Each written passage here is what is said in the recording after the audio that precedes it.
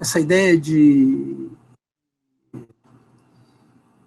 unidade de conservação, ela é muito isso, né? É como se você tirasse um pedacinho do meio ambiente e disse assim, não, vou proteger isso aqui. Então, para esses acordos iniciais de pássaros e mamíferos, etc., a ideia era essa, tá? Sempre lembrando, como já falei aqui, mas volto a dizer, que o início da proteção ambiental tinha a ver muito mais com proteção de caça, de áreas de caça, do que propriamente de proteger o meio ambiente. Era uma maneira de, vamos dizer assim, proteger o lazer da nobreza e tal, onde isso aconteceu basicamente pela Europa, não é? Esse era o momento assim principal. Mas o que a gente pode chamar da primeira convenção ambiental moderna é a chamada Convenção de Ramsar. Eu não sei se o nosso Milton já apareceu aí, se ele já está na Batcaverna, né? Mas... já está aí na Batcaverna. Então, Milton, eu vou te pedir uma gentileza agora, eu vou dizer por quê. Não sei se já está lá. Porque quando a primeira convenção internacional que teve a ideia de proteção de habitat foi a Convenção Ramsar, de 1971, que tem um texto que eu fiz, que está lá no GEM jurídico, tá? Que chama a aplicação da Convenção Ramsar no Brasil, ou a defesa dos sítios Ramsar no direito brasileiro. Então, bota lá naquele nosso mural, porque essa convenção é importante porque ela partiu da ideia de proteger habitats. Então, o que essa convenção ela faz? Né? A Convenção Ramsar de proteção de áreas úmidas importantes para a proteção de aves migratórias. Então, as áreas úmidas são muitas, né? Pântano, lagoa, é uma infinidade. A Convenção define o que ela chama de área úmida, mangue, está lá definido na Convenção. Mas o pássaro ele pode sair da América do Sul e ir para a América do Norte. Ele pode sair do sul da África e ir para a Europa. Essas idas e vindas, né, essa migração, que também se chama de ave de arribação, esse tipo de ave, se você não tiver protegido o lugar de onde ele saiu, para onde ele vai e depois para onde ele volta, você não tem como fazer a proteção desses animais. Então, e aí tem uma coisa também importante, que é o seguinte, é aquilo que se chama, não sei se já... Não, certamente eu não falei aqui. Aquilo que se chama de espécie bandeira. O que é uma espécie bandeira? É quando você pega uma determinada espécie, normalmente animal, e aí você diz o seguinte, vamos proteger essa espécie. Exemplo, aquela bald eagle, que é aquela águia de cabeça branca nos Estados Unidos. Aquela águia que é o símbolo dos Estados Unidos, ela foi posta sob proteção especial. Então, vamos proteger a águia.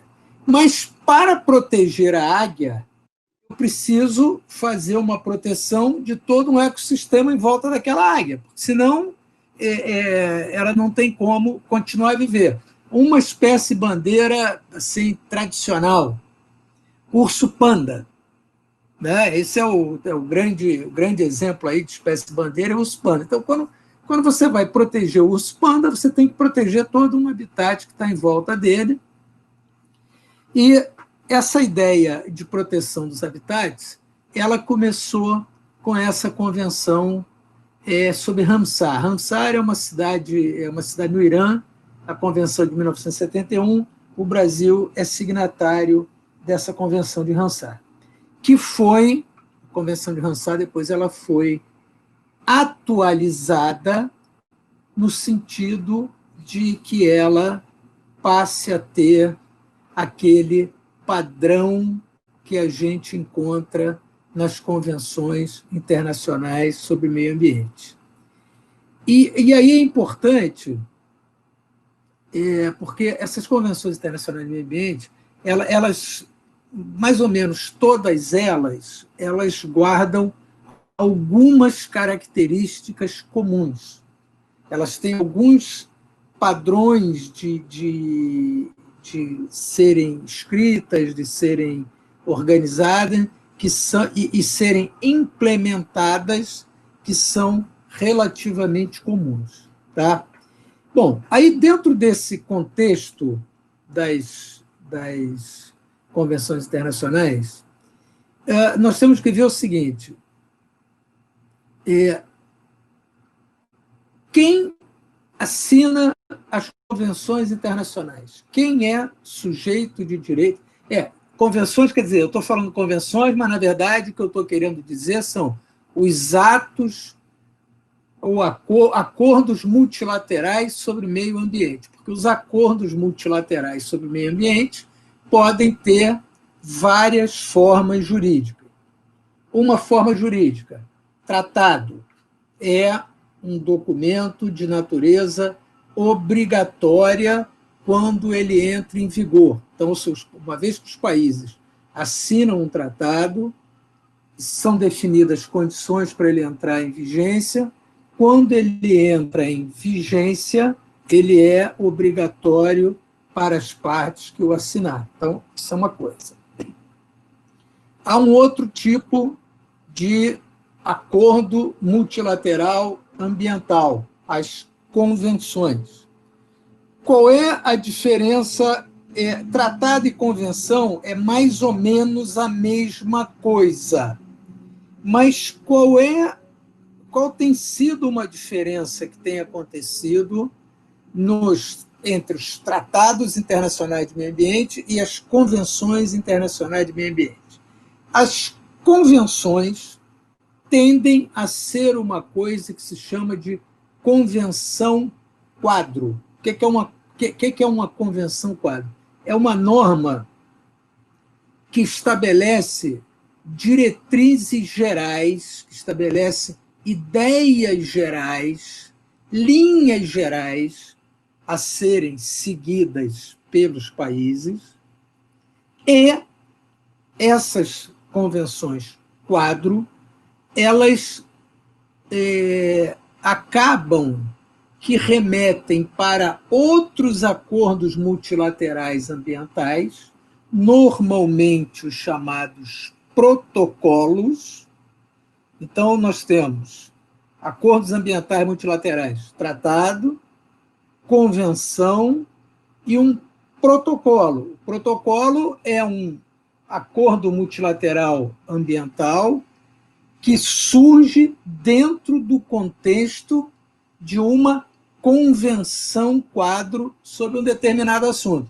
Então, vamos pegar aqui, por exemplo, Convenção das Nações Unidas sobre Diversidade Biológica. Está lá, assinada no Rio de Janeiro. Então, está lá, bonitinha, convenção. Só que aquela convenção em si, ela tem muita dificuldade de ser implementada e alguns aspectos que ela remete ficaram dependendo de um outro aprofundamento, de um outro documento, de um protocolo. Aí, lá na Convenção Quadro sobre Diversidade Biológica, ficou pendurado, por exemplo, o Protocolo de Cartagena. Esse Protocolo de Cartagena, o que ele vai fazer? Ele vai ser um regulamento, ele vai ser uma norma que vai tratar de uma coisinha que está falado lá na Convenção da Diversidade Biológica, que é a biotecnologia. Biotecnologia é, por exemplo, transgênico. Então, esse protocolo de Cartagena trata desse problema de transgênico. Lá na Convenção de Diversidade Biológica também está falado num problema chamado acesso ao conhecimento tradicional associado à diversidade biológica. Conhecimento de povos indígenas, quilombola, comunidades tradicionais, etc, etc. Bom, aí como é que faz esse acesso? Lá na Convenção não diz. Então, se fez um outro protocolo, chamado Protocolo de Nagoya. Lá nesse Protocolo de Nagoya está dito não só acesso a conhecimentos tradicionais, mas também repartição de benefício, maneira de remunerar o detentor desses conhecimentos tradicionais. Então, ali surgiu mais um protocolo, está lá pendurado. Outra convenção importante, assinada no Rio de Janeiro, Rio 92, Convenção das Nações Unidas sobre Mudanças Climáticas. Então, está lá, Convenção, Mudanças Climáticas, mas ela não consegue tratar de tudo. Tudo bem. Então, num determinado momento, se identificou lá um problema de buraco na camada de ozônio, clorofluorcarbono, aerosóis, etc., etc. Aí se fez um Protocolo de Montreal, está pendurado lá na Convenção das Nações Unidas de Mudanças Climáticas. Protocolo de Kyoto, está pendurado lá na Convenção das Nações Unidas sobre Mudanças Climáticas. Então, Então, isso é vamos dizer assim, é um padrão. É comum que as convenções, que os acordos multilaterais sobre meio ambiente tenham pendurado protocolos. Mas também não existem só esses acordos multilaterais sobre meio ambiente, porque as convenções e os tratados são obrigatórios. O país que assinou, entrou em vigor e tem que cumprir. Existem outros acordos multilaterais sobre meio ambiente que não são obrigatórios. Eles acabam entrando para o direito internacional como uma espécie de um direito costumeiro. Exemplo, Declaração do Rio de Janeiro sobre o Meio Ambiente e Desenvolvimento, Rio 92, Declaração do Rio. Não é um documento obrigatório, os países não são obrigados a cumprir a Declaração do Rio, porque ela é uma mera declaração, é um documento não obrigatório. Mas, obviamente, nenhum país também vai assinar um documento e simplesmente não tomar conhecimento do documento. É importante que ele dê uma resposta a esse documento, que ele procure, de alguma maneira, honrar aquilo que está ali. Mas é reconhecido mais como direito costumeiro internacional. Bom, mas um costume internacional precisa ser uma coisa antiga? Não, é engraçado? Não. Essa é uma coisa curiosa, porque se a gente, na área do direito ambiental, o costume fosse ser uma coisa antiga, não teria direito costumeiro nenhum, porque o direito é novo, né? Então, essa ideia de costumeiro é um pouco diferente do que a gente tem, vamos dizer, no direito civil ou no direito interno. Na verdade, costumeiro aí está dentro daquilo que os países entendem que é um direito, que é alguma coisa que deva ser seguida. Então, vamos dizer assim, esse é um quadro geral com relação a, vamos dizer assim, como funcionam esses acordos ambientais multilaterais. Porque aí tem um outro problema. Hoje a gente deve ter, aí pelo mundo afora, talvez mais de 1.000 acordos multilaterais ambientais. É uma quantidade alucinada de acordos. A página do Programa das Nações Unidas sobre o Meio Ambiente tem lá um determinado link, e também na UN Law tem um link que você consegue saber de todos os acordos multilaterais sobre o meio ambiente. Porque quando a gente está dizendo acordo multilateral, tem 2 é multilateral, né? Tem 2 é bilateral, tem 3 já é multilateral. Então, esses acordos eles podem ser bilaterais, ok? Brasil e Argentina. Eles podem ser regionais, Brasil, Argentina e Uruguai. Brasil, Argentina, Uruguai, Chile, é um acordo regional. ou eles podem ser acordos mundiais. Convenção das Nações Unidas sobre Diversidade Biológica. Todos os países do mundo assinaram. Né? Então, quando a gente vai somando isto tudo, é uma quantidade impressionante de tratados e acordos internacionais sobre o meio ambiente. Cada vez tem mais, e tenho a impressão que isso não vai acabar tão cedo, porque cada hora vai surgindo uma situação nova e nós vamos tendo mais documentos dessa natureza. Muito bem. Mas aí nós temos um outro problema. Porque, veja, quando eu faço assim um acordo multilateral ambiental na modalidade de convenção ou na modalidade de um tratado, e eu digo assim, nós vamos enfrentar o problema do aquecimento global. Ora, se esse é um problema internacional, eu preciso minimamente ter, eu não diria nem uma autoridade internacional, porque nós ainda estamos distantes de uma autoridade internacional. Vamos dizer assim, a autoridade internacional com mais poder que existe atualmente, e mesmo assim muito questionada em determinados momentos, é a União Europeia. Né? A União Europeia, de fato, é uma autoridade internacional, ela define uma série de questões para os países dentro da Europa. Mas nós não temos. Há até quem fale em ter uma agência da ONU para meio ambiente. Né? O que nós temos na ONU hoje é o Programa das Nações Unidas para o Meio Ambiente. Não é uma agência especializada.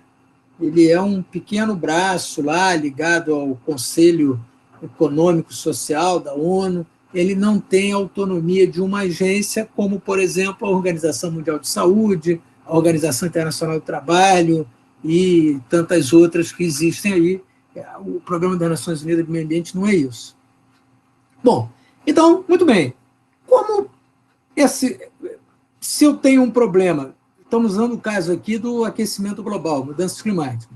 Se eu tenho uma necessidade de uma questão que é global, eu preciso ter minimamente, ainda que não seja uma autoridade internacional, pelo menos um órgão de coordenação.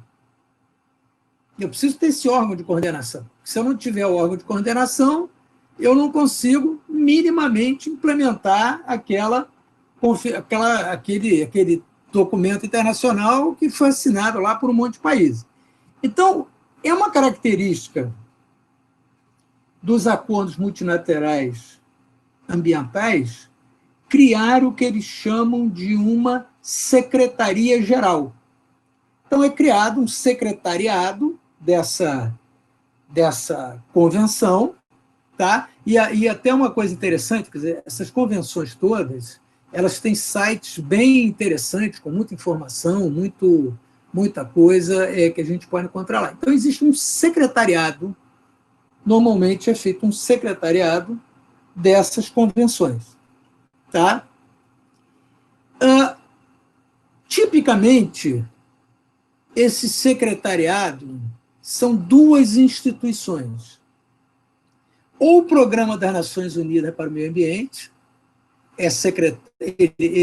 ele age como secretariado de várias convenções, ou a IUCN, que é a União Internacional para a Conservação da Natureza, que é uma espécie de uma ONG, entre aspas, porque é uma ONG também que é formada por vários governos, tá? Então ela é uma ONG, digamos assim, uma ONG sui generis.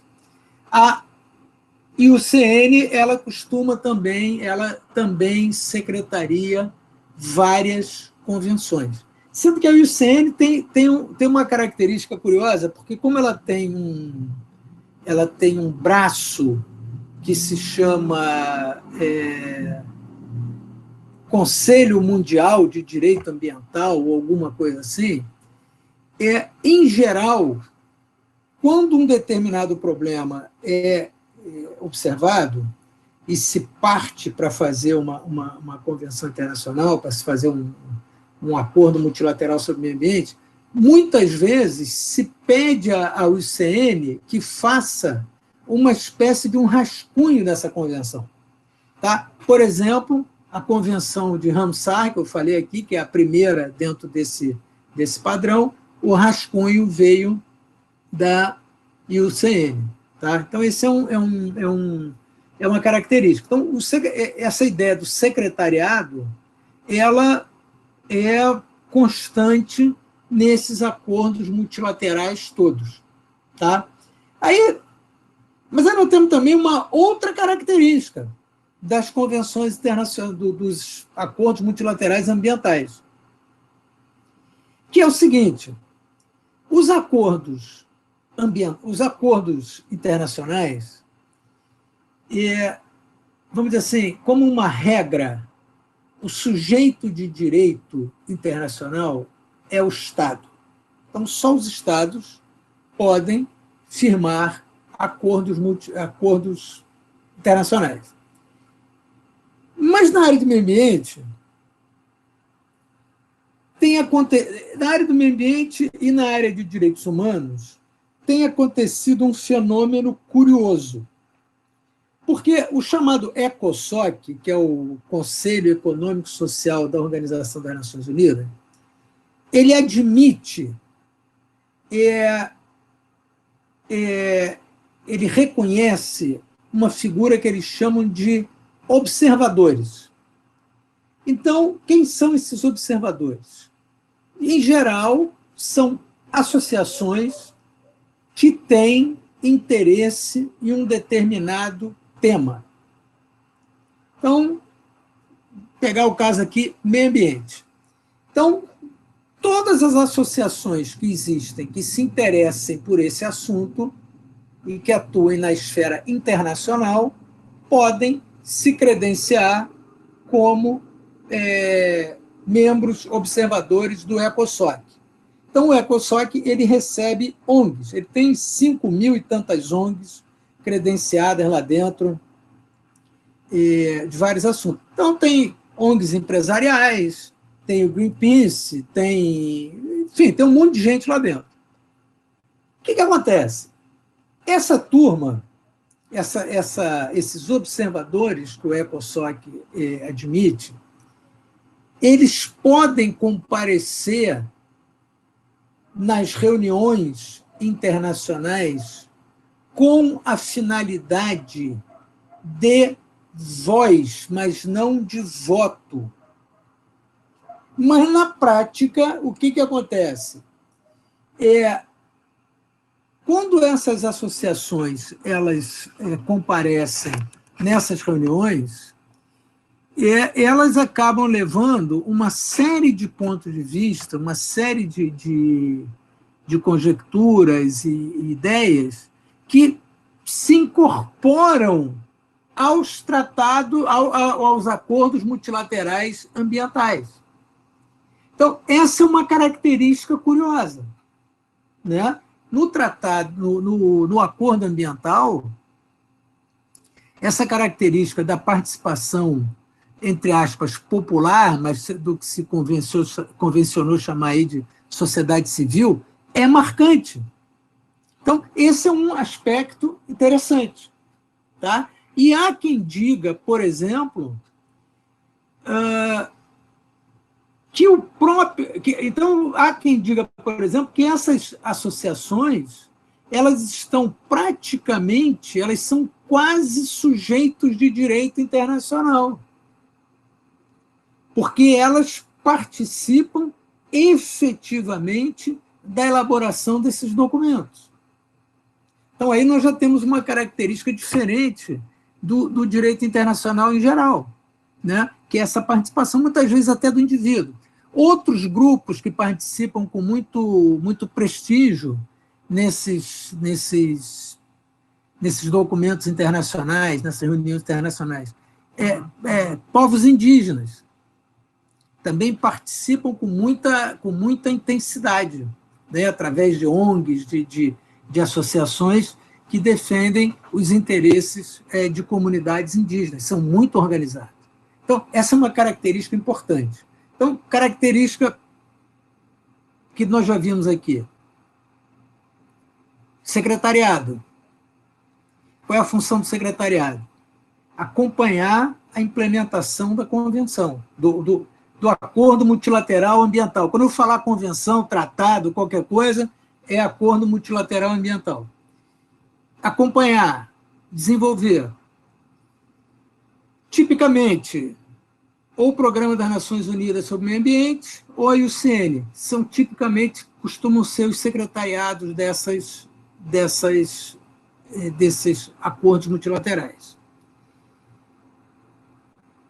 A participação de entidades da sociedade civil e até mesmo de indivíduos. Então, essa é uma outra característica marcante. Essa é uma característica importante. Aí nós também temos uma outra característica. Normalmente, esses acordos multilaterais ambientais não admitem que os Estados façam reservas às cláusulas. Em geral, não é possível fazer reserva. O que é uma reserva no direito internacional? Uma reserva no direito internacional é o seguinte: olha, eu cumpro essa convenção toda, menos a cláusula 5.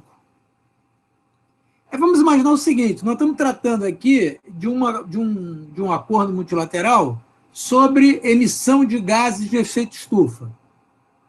E na cláusula 5 está dito lá: em 10 anos, nenhum dos signatários emitirá mais 1 grama, 1 centímetro cúbico de gás de efeito estufa. Aí o país fala assim: não, eu quero fazer uma reserva à cláusula 5.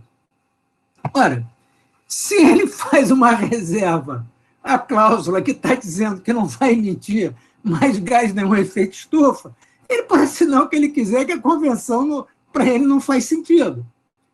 Tá certo? Então, normalmente, não se aceita a reserva da convenção, o que não quer dizer que não se aceite a denúncia da convenção. A denúncia de uma convenção é o direito que o país tem de sair daquele documento internacional. Olha, não quero mais ser membro desse documento. Isso, sim. Tá? Isso é possível. Mas, porque, veja, ninguém poderia obrigar um Estado a algo que ele não pudesse se desobrigar. Né?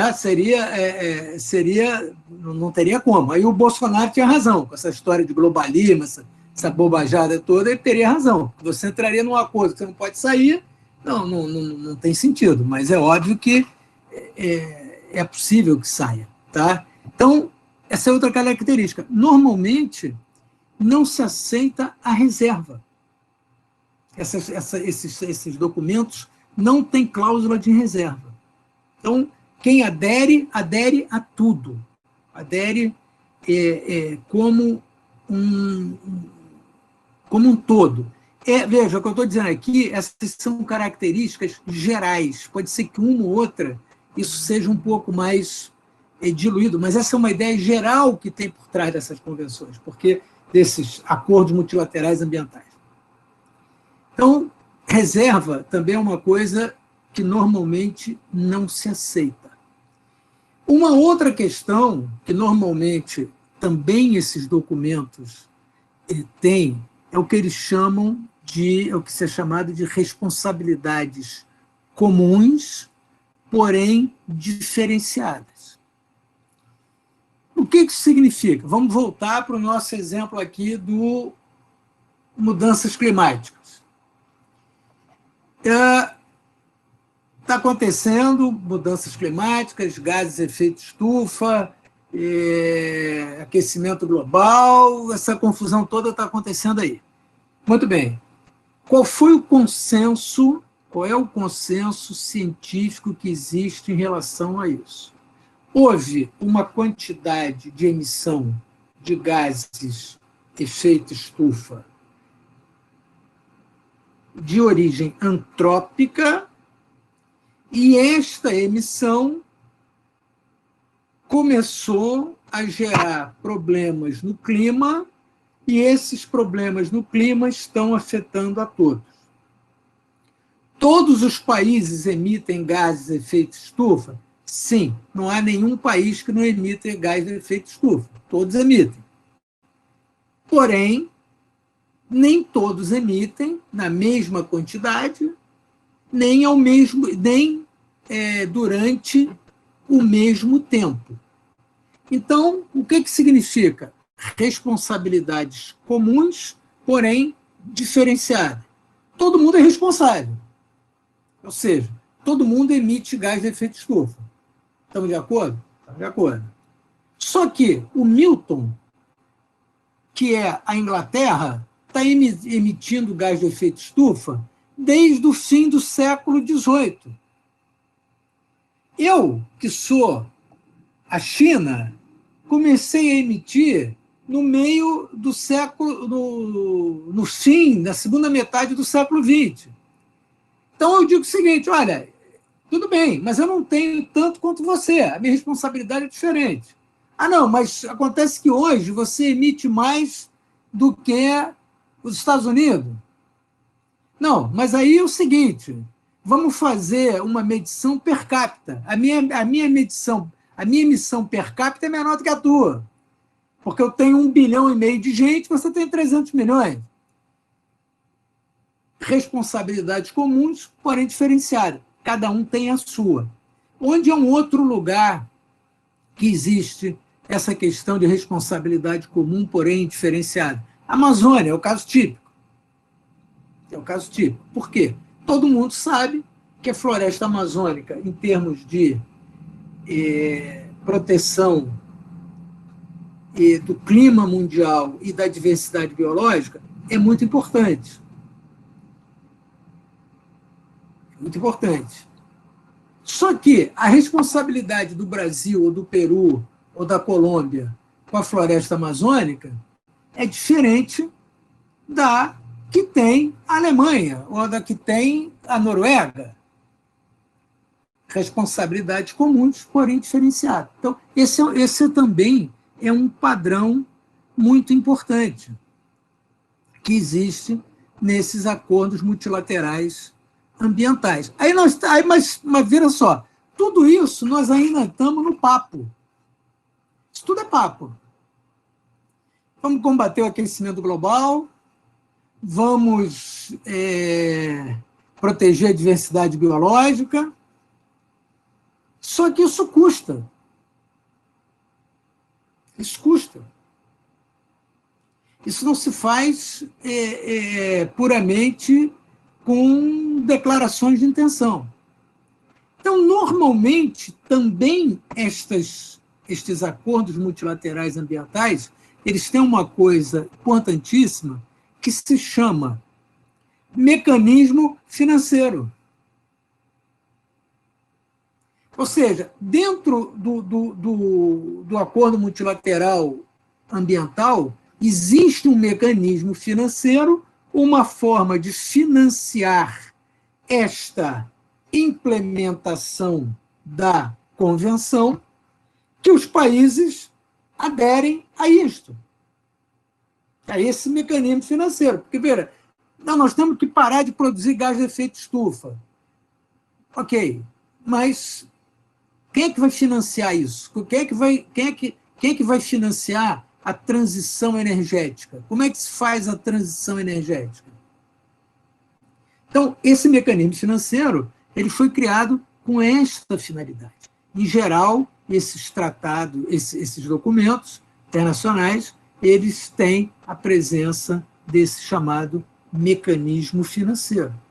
Então, por exemplo, no caso do Fundo Amazônia,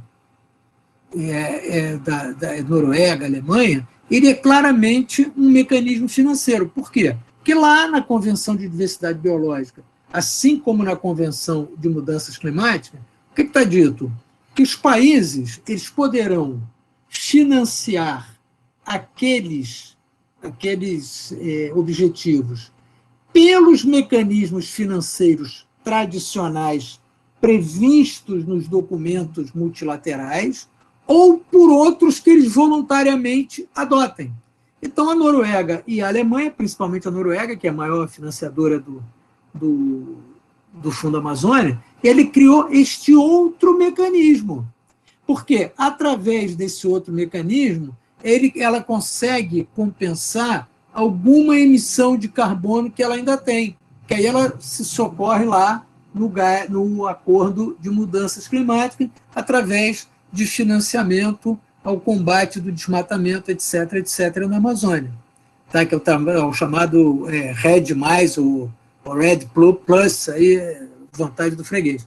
Mas esse é uma outra característica desses acordos multilaterais ambientais. Tá? E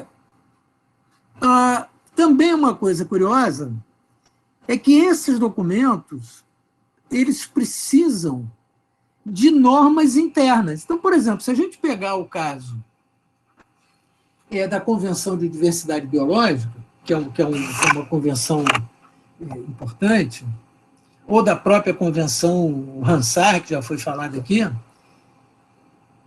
que acontece? Lá está dito assim: cada país deverá declarar sítios Ramsar para a proteção das aves migratórias, para aquela coisa toda. Então, o Brasil definiu vários sítios Ramsar.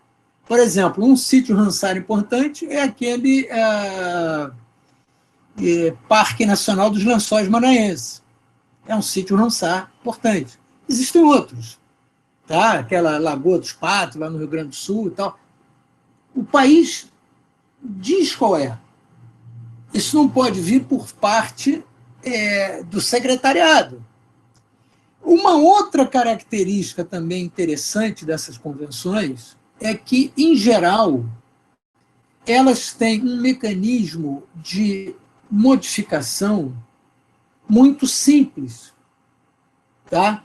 E aí, como é que eles fazem isso? Eles fazem isso através de reuniões das chamadas Conferência das Partes. Então, toda hora a gente fala COP não sei da quanta, COP 30, COP 40, ia ter uma COP aqui no Brasil da Convenção de Diversidade Biológica, mas o nosso presidente, que é um sujeito que tem um apreço muito alto por questões ambientais, disse: olha, não quero essa porcaria aqui, tira, vai embora. E tentaram fazer no Chile, mas aí veio aquela confusão, depois Covid-19 e foi para o espaço. Mas a Conferência das Partes é o quê?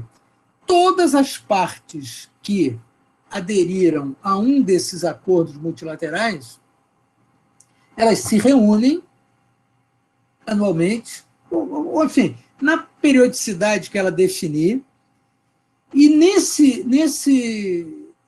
nessas reuniões são discutidas mudanças da convenção, são discutidos saber se a convenção está funcionando ou se não está funcionando. Há um mecanismo muito, muito singelo de emendas, né?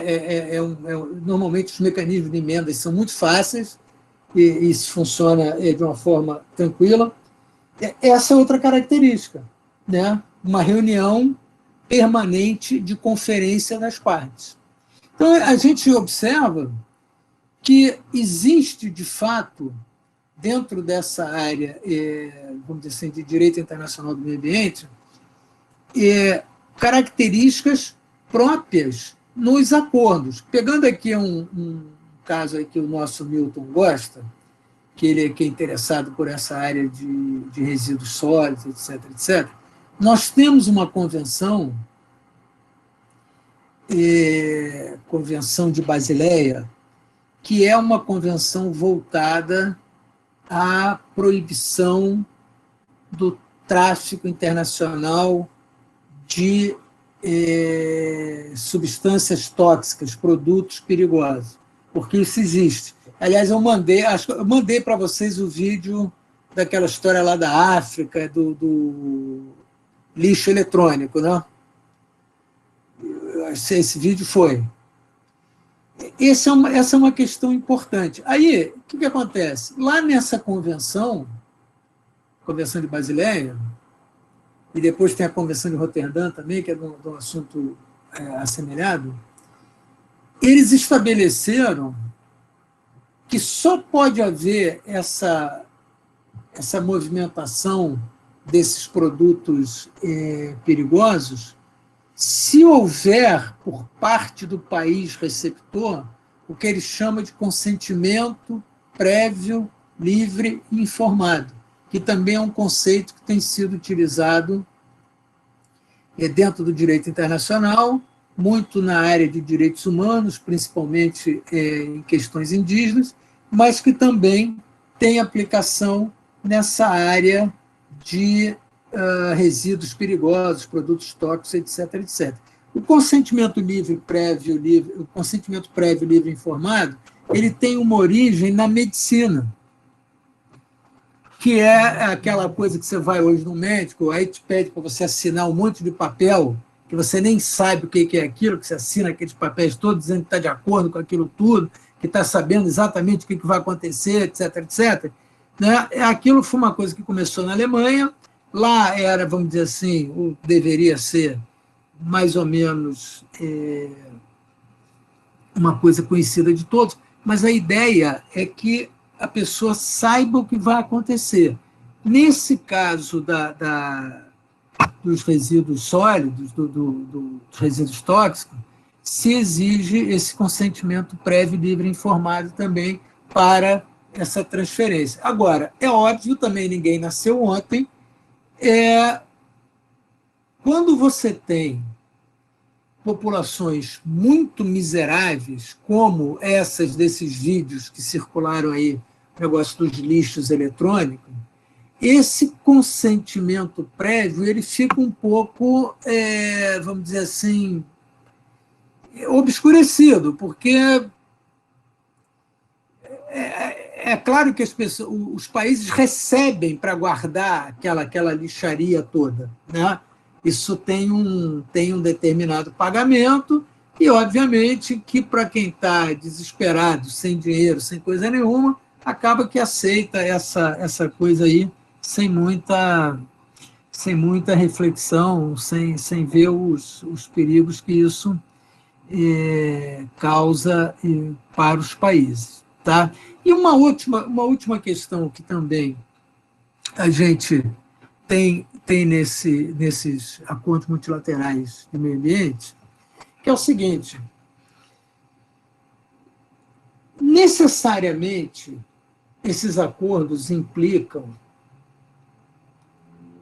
em um abrandamento desse conceito de soberania absoluta. Porque, veja, quando o país assina o acordo multilateral ambiental, ele, ao assinar este acordo, ele está fazendo num ato de soberania nacional. Assinou porque quer, ninguém é obrigado a assinar. Mas ele se limita em relação ao outro país, porque ele diz o seguinte: olha, eu vou aceitar que esta convenção, que esse grupo de países que está envolvido dentro desse acordo multilateral, que nós, em conjunto, definamos algumas ações a serem tomadas por nós todos para enfrentar esse problema. Então, aí existe, vamos dizer, uma negociação da soberania que é limitada, né? Essa soberania se limita em benefício de uma comunidade internacional. Isso também é uma característica desse acordo, sempre estando ciente que o país pode denunciar o acordo se quiser. Se ele pode denunciar, ele pode sair do acordo. Ele não é obrigado a, vamos dizer, ficar eternamente dentro daquela condição que foi colocada pelo Acordo Multilateral de Meio Ambiente. Tá? Em linhas gerais, essas são as características próprias, específicas dos acordos multilaterais de meio ambiente. Então, o que a gente poderia ter aqui, assim, rapidamente? Ponto 1. uma ideia um pouco diferente dos sujeitos de direito internacional na elaboração desses acordos multilaterais. Impossibilidade de reserva. Existência de um corpo diretivo, de um secretariado para esses acordos multilaterais. Um mecanismo financeiro para implementação. Responsabilidades comuns, porém diferenciadas. É isso. Então, essa é uma ideia, vamos dizer assim, é muito importante, por quê? Porque o direito internacional, o direito do meio ambiente... Opa! Caramba, deu uma zebra aqui agora que rodou tudo. O direito internacional do meio ambiente, o direito ambiental, ele tem muita o direito internacional é muito importante no direito ambiental. Muita coisa que existe no direito ambiental vem do direito internacional.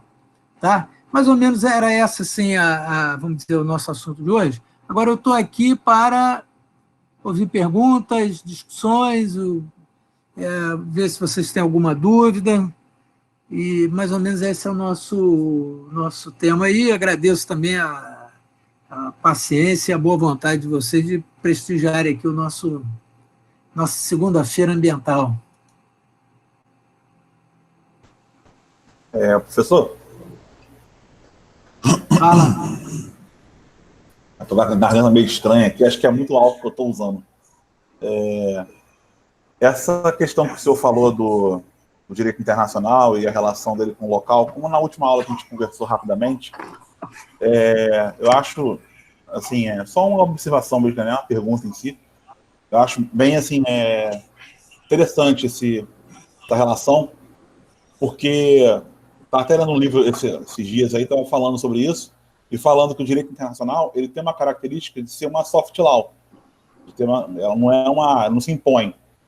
Mas, no caso ambiental, embora ele também não se impõe, não tenha essa normatividade, né, expressiva, como a norma geralmente tem, ele influencia, né, significativamente a norma local, internamente, os países a fazerem legislações que muitas vezes são influenciadas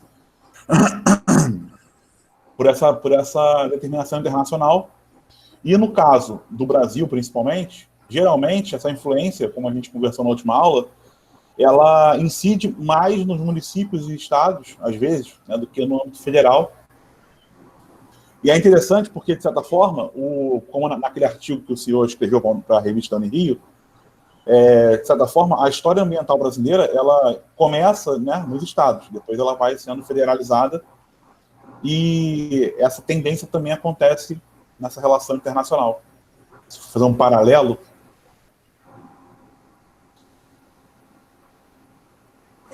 O que ocorre? Assim, existe uma questão que não é propriamente de direito ambiental, mas é uma questão mais ligada à sociologia ambiental, mas que acaba que influencia. Porque o que ocorre? A preocupação com o meio ambiente,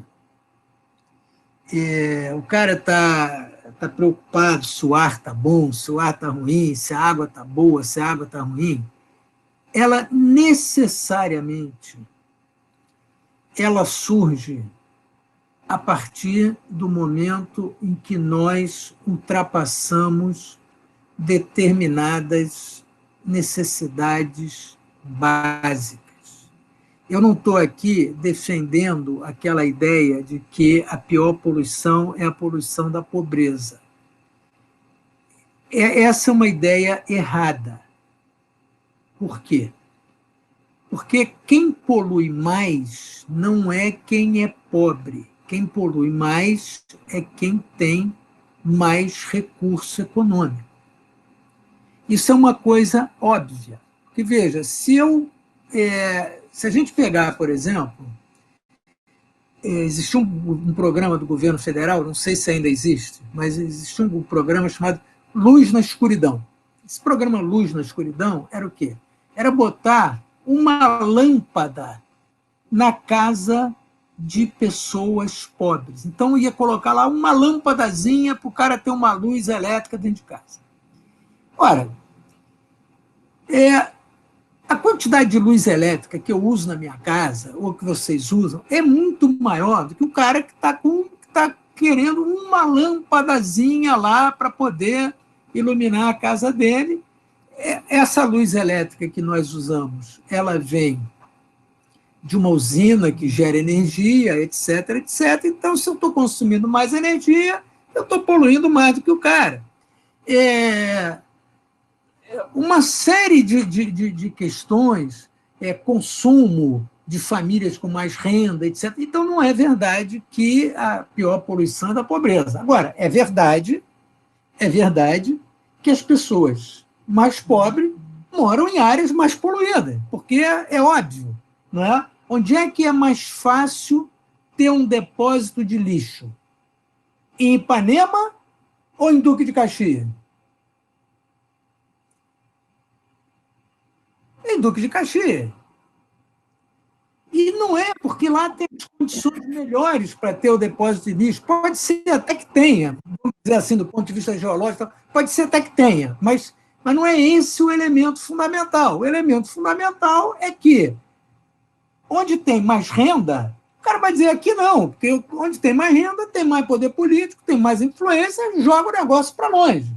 Né? Aquela famosa síndrome que se estuda em sociologia ambiental, chamada not in my backyard, não no meu quintal. Então, todo mundo concorda que tem que ter um lugar para botar o lixo, está todo mundo de acordo, desde que não seja no meu quintal. Né? Então, esse é o ponto. Então, veja bem, a gente sabe, né,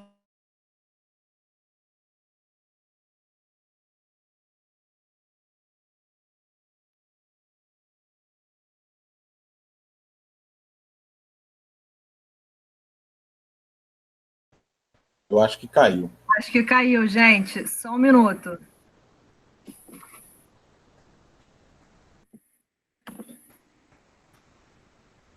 Milton, tenta falar com o Bessa aí. Vou tentar. Tá, obrigada. Acho que foi...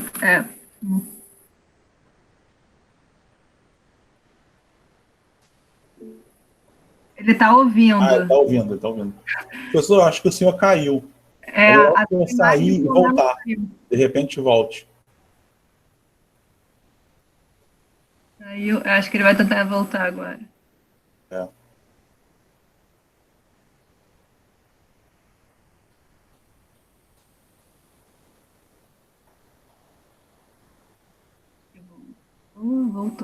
Voltou. O microfone está mutado, professor. Eu estava ouvindo. Voltou. Eu estava ouvindo vocês. Tinha caído. Tá, mas então, veja só. Eu vou tentar voltar aqui, eu não sei onde é que eu parei. Então, veja, é óbvio que precisa alguns pré-requisitos para que essa preocupação ambiental, ela de fato exista. Pré-requisito 1. O sujeito almoça e janta pelo menos dia sim, dia não. Esse é o primeiro requisito. Segundo requisito, renda, educação. Então, não é à toa que essas preocupações elas começaram na Suécia, na Alemanha, no Japão, Canadá, porque, vamos dizer assim, os problemas que eles têm lá, perto dos nossos aqui, é brincadeira. Né? Não dá para encarar. Então, essa coisa da poluição da miséria, a gente tem que ter um certo cuidado com isso. Não é bem assim. Né? Está respondido, Milton? Tá sim, claro. Só vou dar para citar um exemplo, né? dessa relação internacional e nacional, o artigo que o senhor citou também da Convenção de Basileia, o artigo 49 da Política Nacional de Resíduos Sólidos, é a cópia fiel da Convenção. É interessante. E aí, já aproveitando para deixar uma pergunta rapidinho também, que já está em cima da hora, eu queria que o senhor me respondesse se geralmente acontece, no caso dos julgados no Brasil, jurisprudência, STJ, que é bem dinâmico, né, na matéria ambiental, de utilizar a declaração ambiental como uma força normativa de tratado. Vocês têm essa... Isso aí é uma coisa que a gente tem visto muito. Eles pegam, por exemplo, declarações e querem dar uma força normativa que no direito internacional elas não têm. Isso acontece. Isso acontece. Até com uma certa frequência.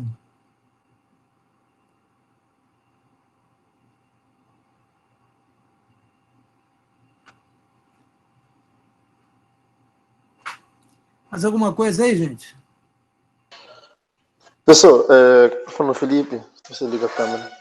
Eu queria tirar uma dúvida com você relacionada à coercibilidade. Vamos supor que esteja um país signatário de um acordo com metas para cumprir de redução de gases de efeito estufa, enfim, de poluentes, mas notoriamente esse país não tem cumprido, né, essas metas, elas têm agido até, de certa forma, de forma relapsa. A gente até teve um exemplo claro do Brasil com as queimadas, né, na Amazônia, enfim, que teve repercussão global, e aí ficou aquela discussão até que ponto há a possibilidade da ingerência de um outro país, ou de alguma forma de punição, ou de coercibilidade, barreiras econômicas. Como é que poderia ser feito isso, de forma que não atrapalhasse a soberania do outro país, ou tivesse uma ingerência em cima da soberania do outro país? Essa era a minha dúvida. Felipe, olha só, aí o direito internacional, vamos dizer assim, nós todos, do ponto de vista, vamos dizer, ideal, nós, como estudantes de direito, profissionais do direito e tal, nós gostaríamos que o direito internacional fosse aplicado, vamos dizer, como é aplicado o direito interno. Você fez lá uma besteira, tem uma norma, pune e tal, acabou. Mas veja que mesmo no direito interno, ainda que menos, mas mesmo no direito interno, há certa posição, muitas vezes a posição social, política, econômica da pessoa gera um desbalanço na aplicação da lei. Né? Isso às vezes acontece. Ou acontece com uma frequência até grande. Quando a gente vai para o direito internacional, eu posso entender que, por exemplo, Ruanda seja punida porque não fez uma determinada coisa. Eu posso entender que o Paraguai seja punido porque não cumpriu um determinado compromisso internacional. Mas eu acho que dificilmente isso vai acontecer com a China, por exemplo, ou com os Estados Unidos. Porque aí tem um fator extrajurídico, que é um fator de realismo político, que não vai acontecer. Não vai acontecer. Entendeu? Então, assim, você dirá, poxa, professor, mas é uma pena? Pois estou de acordo contigo, é uma pena. Mas esse é o mundo real. Tá?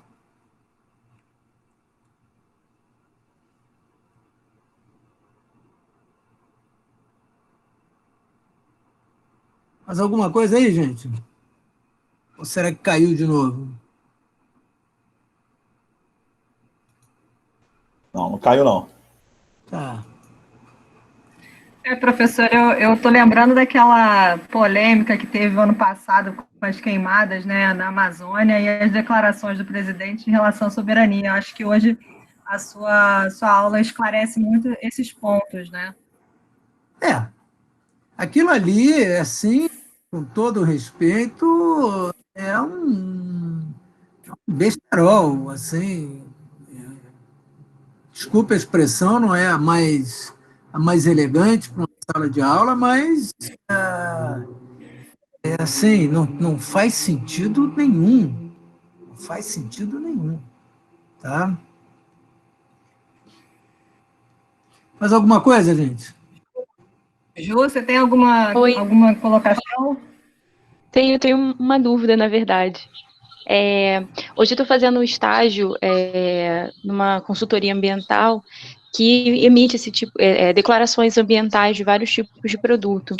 E eu gostaria de perguntar, assim, como você vê, né, professor, como o senhor vê essas declarações ambientais, se o senhor entende que elas vão aumentar em termos de importância, porque elas são uma avaliação bem específica de cada produto, se o senhor entende que isso vai entrar mais forte no ponto de vista assim, jurídico de obrigações das empresas e públicas, Isso está inclusive, acontecendo. ou nem tanto? Não, isso está acontecendo, eu acho que é uma tendência muito grande, cada vez mais esses mecanismos, vamos dizer, paraestatais ou paralelos, eles terem importância, até porque você não tem como nenhum governo de país nenhum do mundo tem capacidade de atuar nessas áreas todas. Então, essas certificadoras, elas tendem a ser cada vez mais importantes. Agora, nós temos que ter um certo cuidado também com as certificadoras, porque se a gente pegar um caso, por exemplo, da Enron, que era aquela famosa companhia de energia norte-americana, a Enron toda certificada pela Arthur Andersen, que assinou aquilo tudo e tal, e estava tudo errado, e era uma picaretagem, desculpa a expressão. O resultado é que a Arthur Andersen acabou, ela, como firma, ela se destruiu. Mas nós temos que ter cuidado com isso, entendeu? Com essas situações, mas, de fato, há essa tendência. E, principalmente, você está na Alemanha e tal, e pode comprovar isso, principalmente na Alemanha, que é um país muito preocupado com essas questões. O fato é o seguinte, os produtos que não têm um determinado padrão de conformidade ambiental, eles começam a ser rejeitados pelos mercados mais ricos. Porque um alemão, ou um sueco, ou um japonês, ele pode pagar 5% ou 10% a mais por um produto que ele acha que não faça problema ambiental.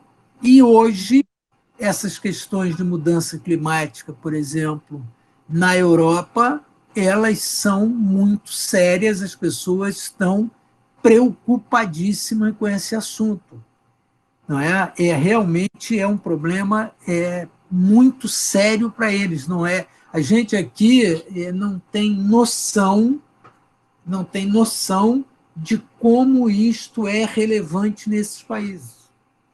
Realmente é uma preocupação. Não é? Então, o cara está disposto a pagar 2 euros a mais por um produto que não prejudica a mudança climática, e quem não tiver não vai vender. Então, esse é o ponto, sem dúvida. Tá? Obrigada. Gente, então é isso? Estamos conversando mais? Tudo ótimo. Tá bom, gente. Eu agradeço aí vocês a presença e tal, e vamos em frente. Tá? Até logo então, gente. Tchau, tchau. Professor, obrigado. Obrigada, tchau.